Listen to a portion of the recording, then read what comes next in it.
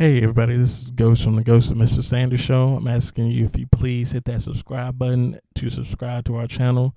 That way you can help out me and my partner and we can keep bringing this great content. Thank you.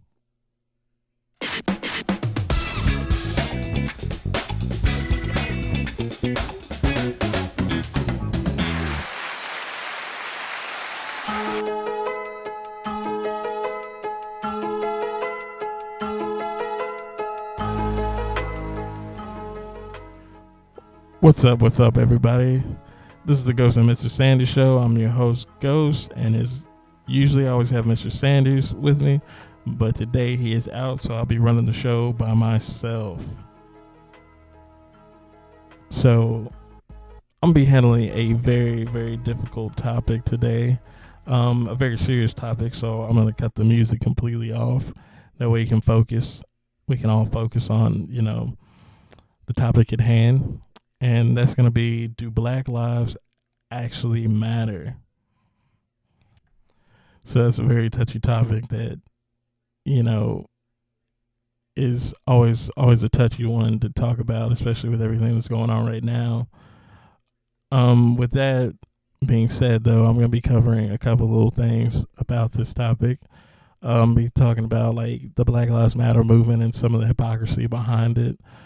Basically the veil that kind of this movement has kind of brought over Black people, so with some statistics that are out there about the Black community, and some of these fake celebrities out here that trying to act like they're behind this whole movement, but have other agendas in mind.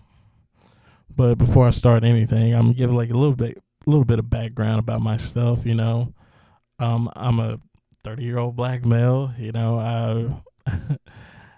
I've never really tried to classify myself as a certain party. When I registered to vote, I registered as Republican, and I'll tell you the reason why I did that is because this is probably going to seem pretty funny or pretty stupid to some people.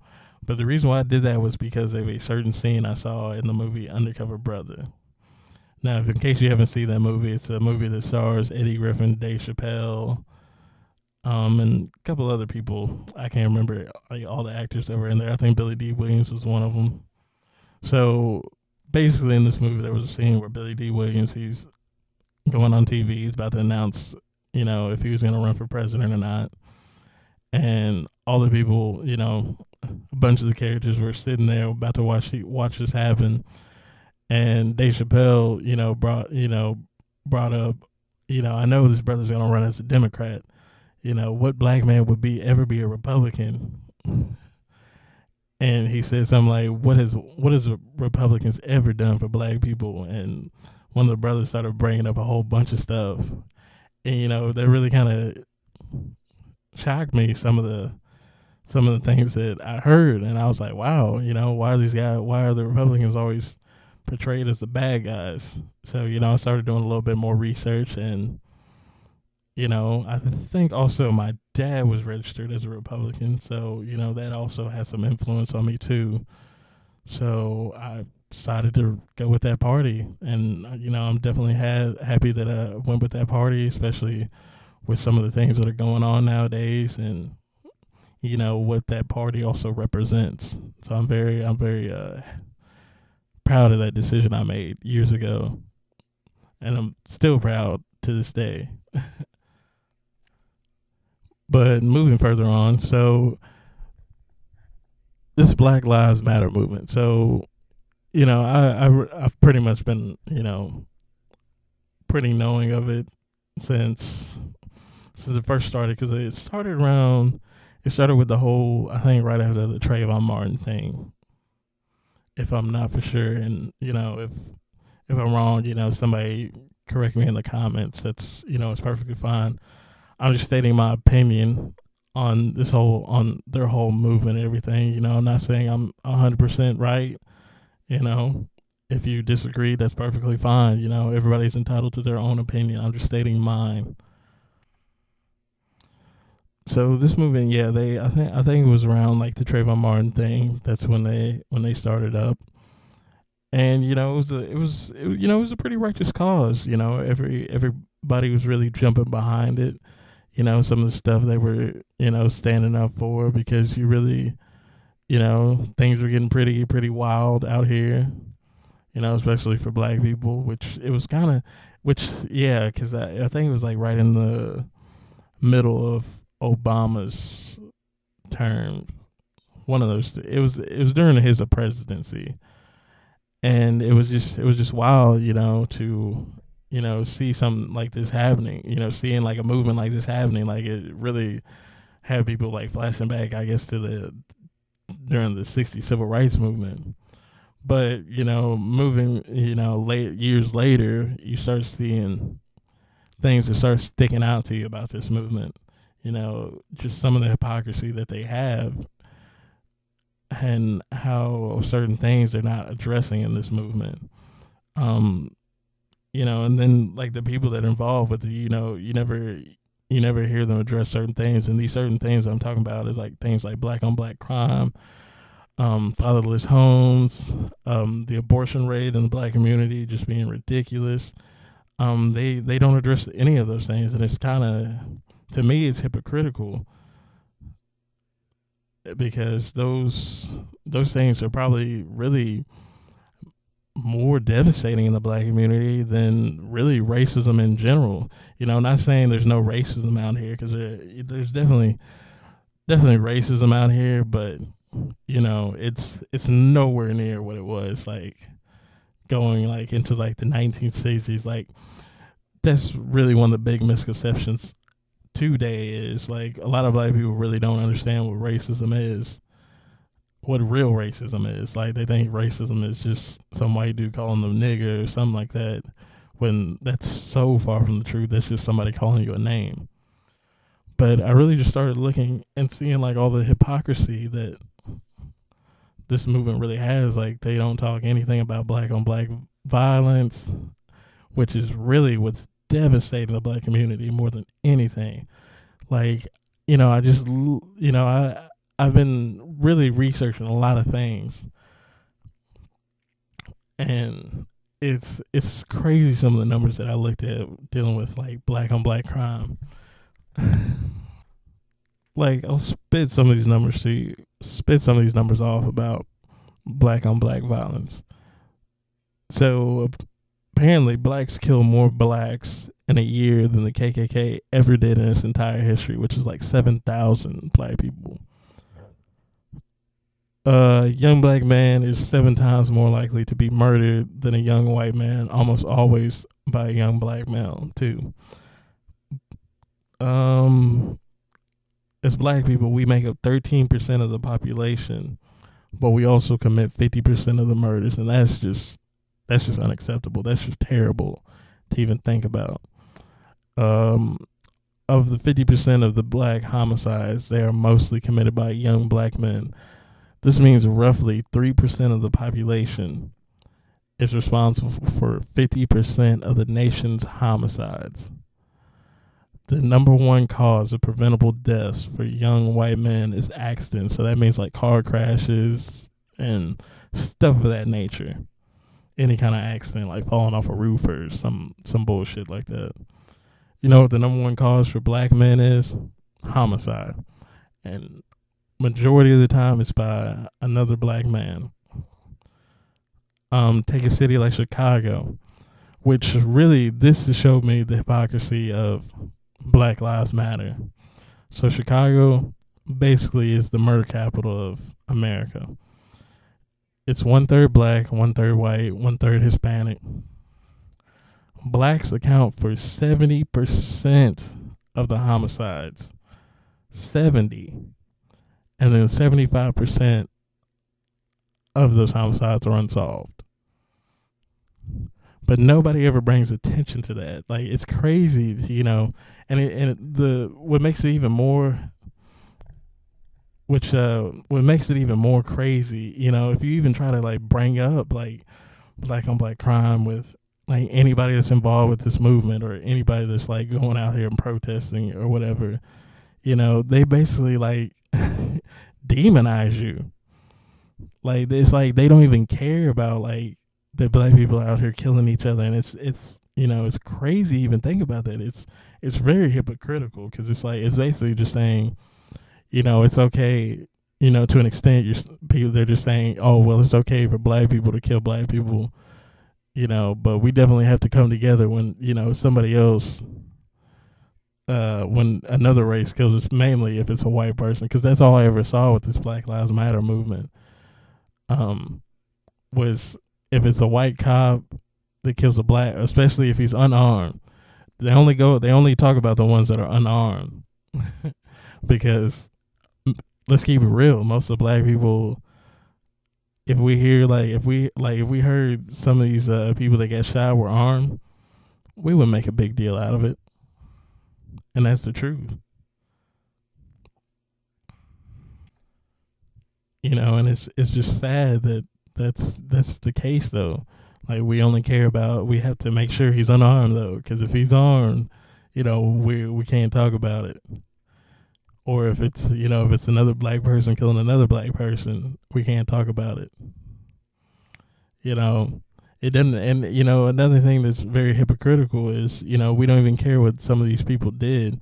Granted that doesn't give them exactly police officers exactly the right to kill these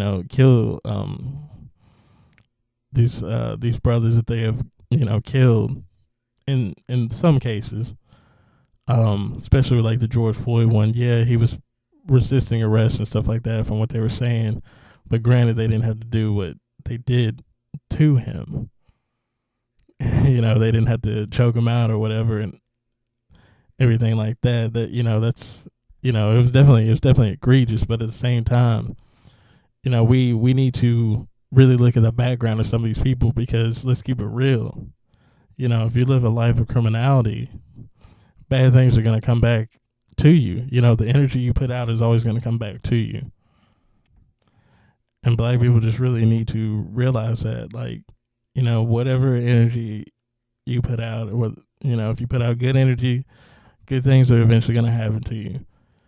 Not saying that if you only do good things, bad things aren't going to happen to you. That's not true, because yeah, bad things do happen to good people. Um, but you have a far less chance of bad things happening to you when you're constantly doing good. If you're doing bad all the time, if you're robbing people and stuff like that, then yeah, bad things are going to come back to you, and maybe even worse things that you like. Maybe even worse things will come back towards you. But getting back to the Black Lives Matter movement, just some of the hypocrisy I started seeing, like them, not saying anything about these drug dealers in neighborhoods, because those are part of the problem too. You got all these drug dealers and these gang members. Um, it's just crazy. You never hear them talk about trying to clean these drugs off the streets. Because you always hear these rappers, and we all get caught in that trap, especially during my generation when I was growing up. Um, you know, rappers always glamorize selling drugs, being from the hood and all this, and that when you constantly are seeing that all the time, that's gonna have an impact on you, especially in like the black community, where it's so easy to fall into that trap of becoming a drug dealer. You it makes things a lot harder, but Black Lives Matter, they should be more focused on trying to clean up the black community, trying to get these drug dealers out of here, trying to get these gang members off the streets, really just trying to clean up the black community, you know. But that's the hypocrisy I started seeing. And it really was just getting out of hand, because it was like the older, really, the older I was started getting, I started seeing through the bullshit a lot more. Because really, that's what starts happening when you start, especially when you start educating yourself and start really learning, learning what's really going on out here, what's really, really happening behind the scenes. You really start just noticing the bullshit a lot more. And, that's what I really started noticing a lot more. And then, just another thing that they don't even focus on is the abortion rate in the black community. Now, I remember hearing somewhere that we are, in the black community, we are aborting more babies that are being born. Now, like, just think about that for a second. There are more abortions than actual births. That's crazy to think about. Like, how can a race even survive? Because the black community's been at what 13% of the population for for decades. And it's crazy. I've never seen a race that hasn't grown in numbers, but for some reason the black community stays at 13%. Now, what does that have to do with racism? that that's happening, which if I'm sure a lot of you don't realize this, but like the Planned Parenthood thing, that was generated by um specifically generated by Margaret Sanger, who was a very blatant racist. I think she was born in the late 1800s. She lived to about 1967. But she was a blatant racist. And Planned Parenthood is another thing by the Democratic Party. Now, see, me personally, I'm a pro-life person. I think as soon as you know you're pregnant, that's a life. A lot of people try to, oh well, it depends if you hear heartbeat and whatnot. Bullshit. If a person's pregnant, that's life. That's a life in you. But hey, if people are given that choice, to get abortions, I guess that's their prerogative. But me personally, it takes two people to bring a child into that world, and a lot of people need to just be more responsible for what they're doing. But people need to realize that Planned Parenthood was specifically started to really help decrease numbers in the black community. And I'll read you also numbers about the abortion rates for the black community. So 36% of the abortions are by black women, which is the highest ratio. 40 out of the 44 million abortions since 1973, black women consist of 19 million of them. A study by Protecting Black Lives in 2012 found that 79% of Planned Parenthood surgical abortion facilities are located within walking distance of minority communities. Now that's crazy to think about. Just reading those numbers again, and it's just like, wow. But nobody in the Black Lives Matter movement ever says anything about this. And if you bring it up, you get shunned, you get called like an Uncle Tom, a coon, which a lot of people don't even know what that even means. Like the real Uncle Toms and the real coons are the drug to me are the drug dealers. The people that stand on the corner just smoking weed all day and whatnot, just really just not even doing anything with their lives, doing things like bringing other black people's lives down. But nobody ever, the Black Lives Matter movement, they never focus on things that actually matter to the black community. Especially the biggest one, which is fatherless homes.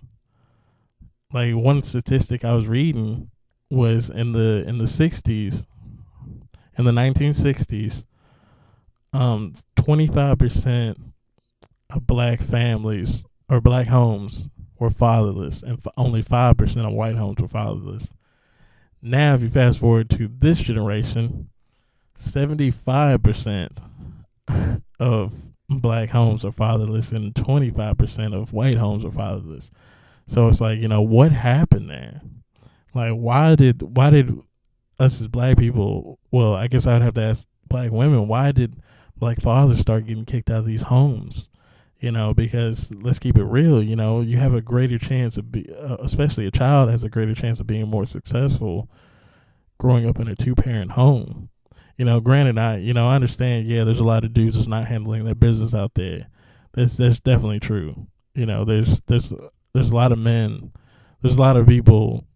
Well, there's a lot of blacks that are just black males and not being black men. Because there's a big difference between male and being a male and being a man. And there's definitely, some brothers that are not stepping up to the plate. But, at the same time, there's a lot of women that are, kicking these fathers out of the home, just being agents of chaos, making the home, a hell, a hellhole instead of a home, for some of these black men. So, it goes both ways. I'm not going to sit here and say it's all black women's fault, and I'm not going to say it's all black men's fault. But, it's a sticky situation that, that I just feel like are hypocritical in the Black Lives Matter movement, because nobody ever talks about this stuff. All they want to do is talk about racism, which, yeah, okay, I get it. Racism, nobody's saying racism doesn't exist. Yeah, it exists. But a lot of people, especially kids of this generation, don't even know what real racism is. Really, the thing that's really killing the black community so much nowadays is excuses. That's the main thing that's killing the black community, is excuses and self-entitlement for no reason. Like,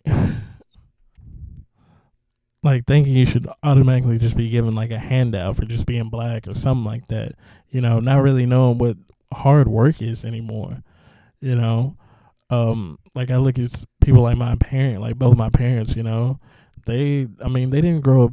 They definitely didn't grow up rich, and everybody in those families, worked hard.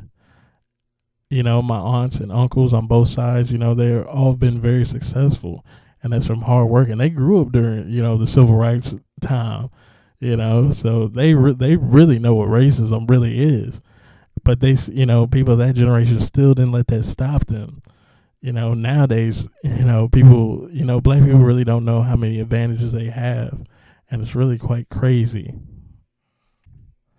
But it's just really, crazy just nowadays. Just, the veil that's being brought over black people, like it's even more intense nowadays that I see. And, a lot of people just don't even care about it anymore. They only just, we only focus on like racism. Everything's racism. And it's like, not everything's racism. Not everything's just always has to do with racism. A lot of it has to do with respect.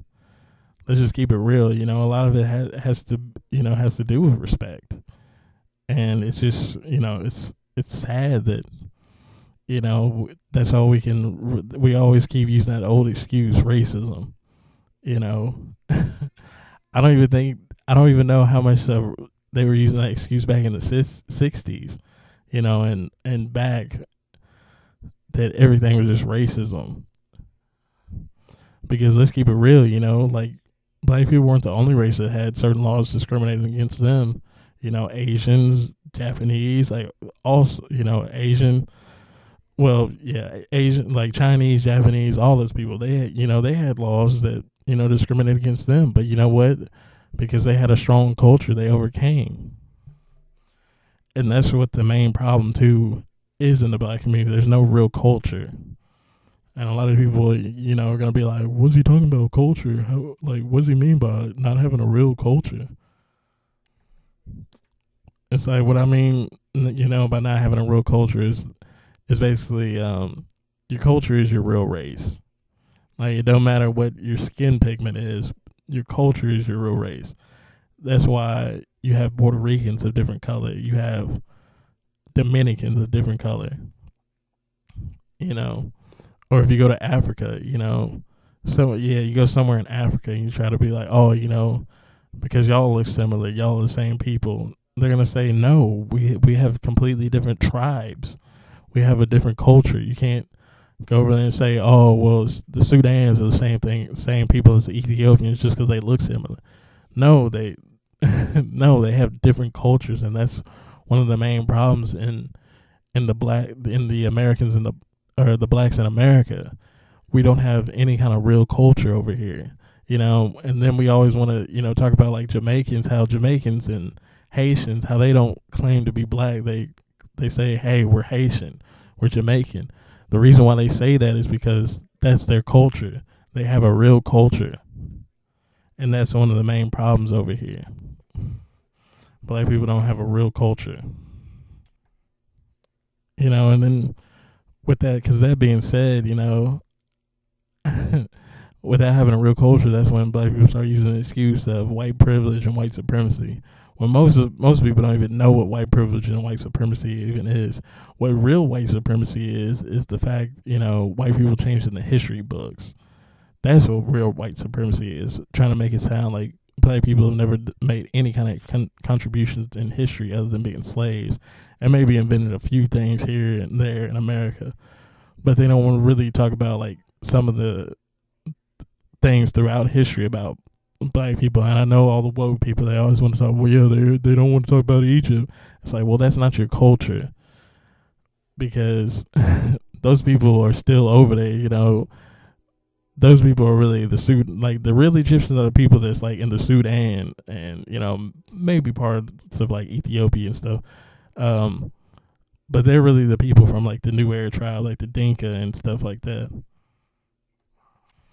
But real white supremacy is, them changing the history books, because they don't want to tell things like different empires, like the Carthaginians, like those were black people. The original Greeks, they were black. Things like the Etruscans, they were black, or the Phoenicians, the Byzantine Empire, they were black people. The original Irish, the original Scots, the original English, the Vikings, they were black people. Because if you look at original images of Thor, he was depicted as a black man. But they, that's what the real white supremacy is, changing of history. Because, for some reason, whatever reason, I was always very interested in history. And I, definitely started doing my research and started, finding out all this information about, black rulership in Europe. And, and just throughout history. And then this notion of white privilege, which is something that definitely was just made up the past couple of years, which, I've never seen it before. Because it's definitely crazy. It's about being qualified for the job to me, because there's been plenty of white people like that I've gotten the job, getting good jobs over just because I was more qualified than them, And that's the base, I guess a lot of black people don't understand that, And if you feel like the white privilege is so strong, then go out, try to become an entrepreneur, start your own businesses, everything like that. Start a business, try to figure out a way to get around it. But if white privilege was so strong, to me, like, why would you have people, certain whites that live in like trailer parks like that? What, they just didn't take advantage of their white privilege? Well, what if they want to? What, they just get up one day and be like, hey, I want to become a lawyer, Somebody's just going to automatically just hire them right there on the spot just because they're white and they say they want to be that. Like, it's just straight ludicrous. Like I've had white friends that, they had, run-ins with the police, the same amount of run-ins as the police, nothing happened to me, but hell, they were damn near about to get hemmed up. I had one white friend, came from a good family, good rich family, and he was, thrown in and out of jail all the time. So it's like, what are you really talking about when you're talking about white privilege? I just don't really see it. I've just never really seen it, my whole life. And it's just great, and I know a lot of brothers, probably get in the comments or, be like, oh, it does exist, just because you don't see it doesn't mean it's not out there. But, it's that's cool and everything. I'm not going to sit here and argue with you in the comments about it. If you really feel that strongly about it, then, it is what it is. But, there's definitely ways to overcome it if you really feel that strongly about it. And then it was, it was just funny, seeing especially I guess a bunch of the white celebrities making that little video about denouncing their white privilege while they're making these videos from their $1 million mansions. The way I see it, if you really feel that strong, especially with this whole white guilt thing, which is just straight ludicrous to me. If you worked hard and, why should you feel guilty about, what you've achieved? Like, it's just ludicrous to me. But, if you really feel that guilty about what you've done, go to your bank account, get all your money out, go find a random black family and give all your money to them. If you're not going to do that, then just shut the hell up. But moving on with the celebrity whole thing, I'm going to focus mainly on like the black celebrities. A lot of them, they're not really behind, back. They're not really for what a lot of these protests are for. A lot of them are just out there just to, promote themselves, to help their careers. Because let's keep it real, wokeism is big money. It is definitely big money. And a lot of people, may not realize that. A lot of brothers out there probably don't know what I'm talking about. But wokeism is big money. And, it definitely will help your brand a lot, especially with these wokey wokes, because when they drop like an album or or a video or a movie or something, they'll be like, "Oh, well, he's woke. We got to support him. He's definitely down for the cause. So we gotta support him." That's helping them their career. And let's keep it real. A lot of these celebrities don't even believe in half these movements. Like I know like Candace Owens, she caught a lot of flack for that video she did about George Floyd. But there was, I can't remember who I saw talking about it, but they were like, yeah, Candace Owens got a lot of calls and, messages from like pro athletes, entertainers.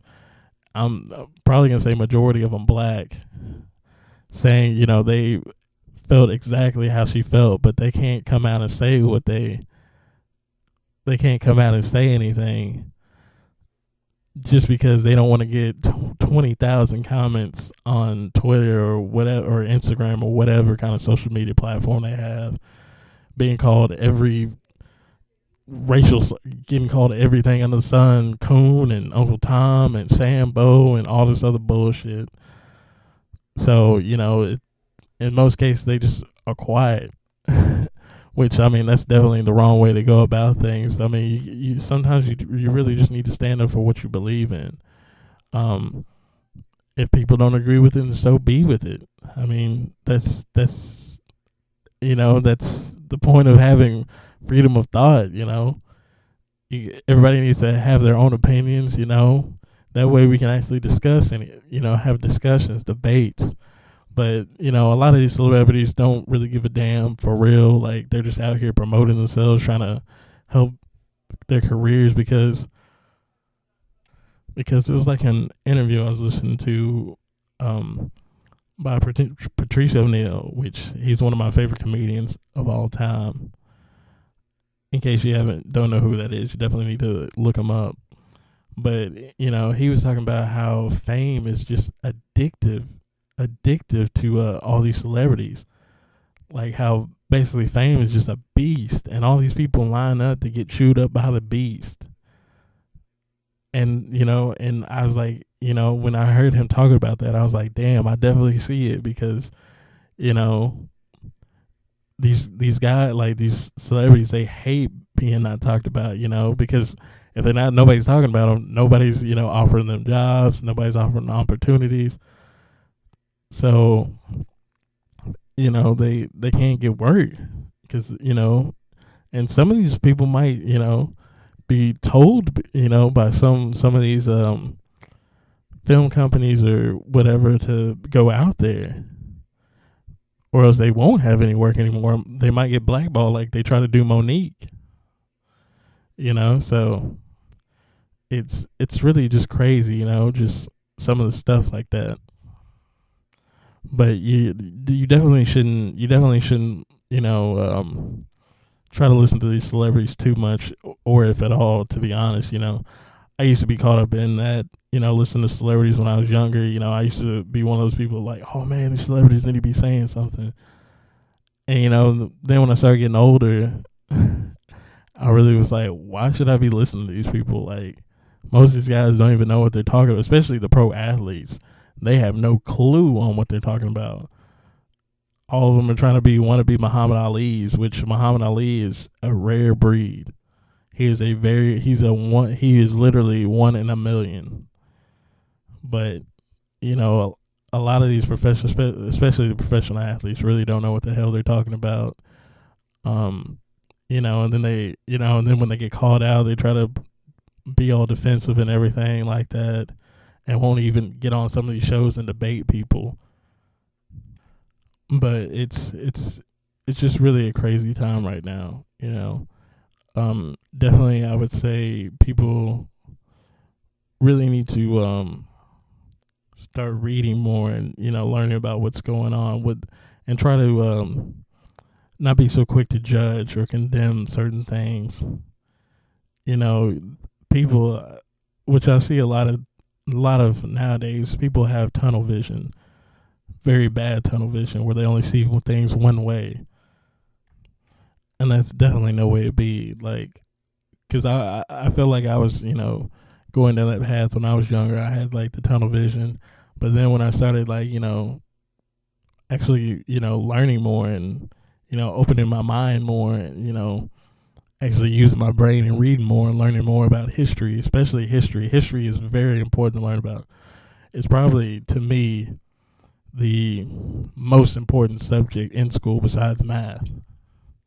And I guess maybe English. But I definitely always felt like history and math were probably the two most important subjects to learn, to know about. But, I think people really just need to go out there and just really start learning more and really, start reading between the lines, and just not be so quick to jump down something. And just because somebody doesn't agree with you doesn't make them, a bad person or make you a bad person.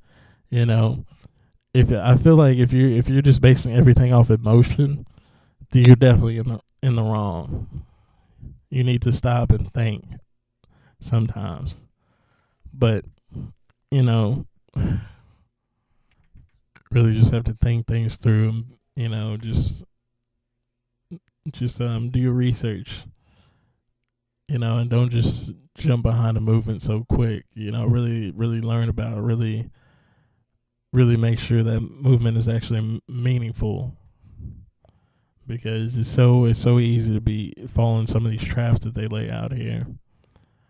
Um but yeah, that's basically all I have to say. Just be trying to become more knowledgeable, always seek knowledge. Never be afraid to actually want to be smart. I think that's a lot of the problem that's going on nowadays. A lot of people don't want to read anymore, and a lot of people don't want to actually, read stuff that they actually need to read. But definitely in the black community, we need to, one, find the culture, learn more about the history of ourselves, real history, and just try and clean up our own, hold ourselves more accountable to, mainly, you know, and call each other out on the bullshit. I mean that goes with the accountability, but definitely hold each other accountable, because we're probably one of the only races that actually doesn't hold each other accountable, and it's really quite sad. But I don't really have any more remarks to say other than that. This is always going to be a very tough topic. Like I said before, I'm just stating my opinion on everything. Hopefully, I can do some. Me and once Mr. Sanders gets back, we can do some more about this topic. But I felt like I just needed to go ahead and talk about it for a little bit. Hopefully, once he gets back in, we'll be able to get more in detail about other things. But like always, I hope everybody has a great and safe day, and just be safe out there. All right, peace.